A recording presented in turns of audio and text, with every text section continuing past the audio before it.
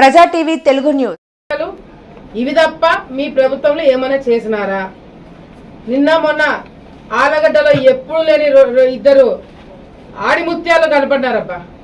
ఇన్ని రోజులు కనపల్లా వైసీపీ ఆడిముత్యాలు.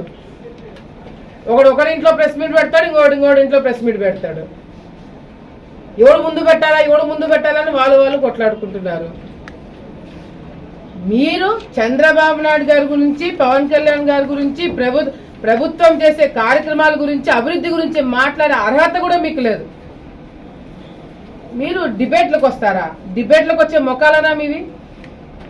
ఆలగడ్డలో అవినీతి జరుగుతుందంట, అక్రమాలు జరుగుతున్నాయంట. గతంలో ఎమ్మెల్యేగా పనిచేసిన వాళ్ళ అమ్మ అంగన్వాడీ సెంటర్లలో గుడ్లు తీసుకున్నారు, పాలు తీసుకున్నారు, పశువులకైతే మేత తీసుకున్నారు. మీరు అవినీతి గురించి మాట్లాడుతున్నారా? సిగ్గుచేటు.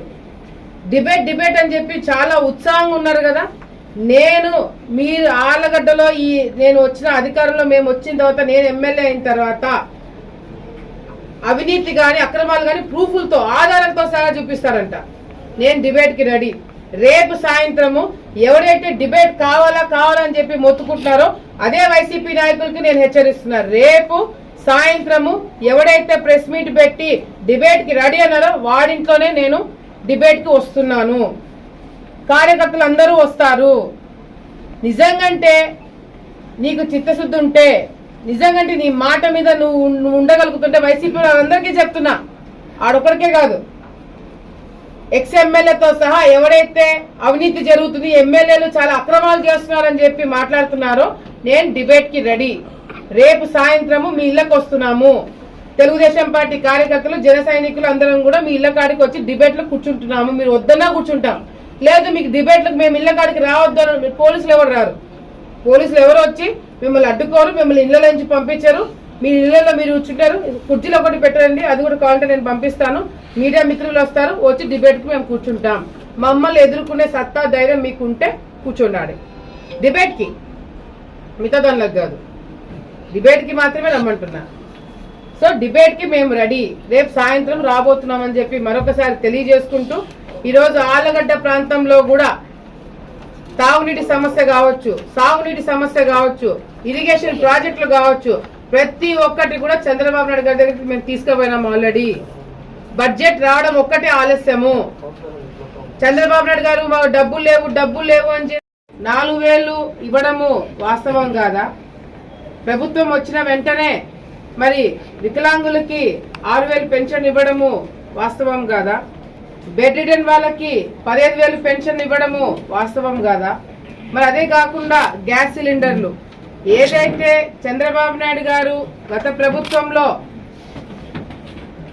ఆడవాళ్ళు చాలా ఇబ్బందులు పడ్డారు, రేట్లన్నీ పెరిగిపోయి కూరగాయల రేట్లు, సరుకులు, కరెంటు బిల్లు ఇవన్నీ కూడా పెరగడంతో సామాన్య ప్రజలు ఇబ్బందులు పడుతున్నారని చెప్పి సంవత్సరానికి 3 గ్యాస్ సిలిండర్లు ఉచితంగా ఇస్తానని చెప్పి మాట ఇచ్చిన ఆ మాట నిలబెట్టుకొని మా ప్రభుత్వం రాగానే మరి గ్యాస్ సిలిండర్లు ఇవ్వడం వాస్తవం కాదా?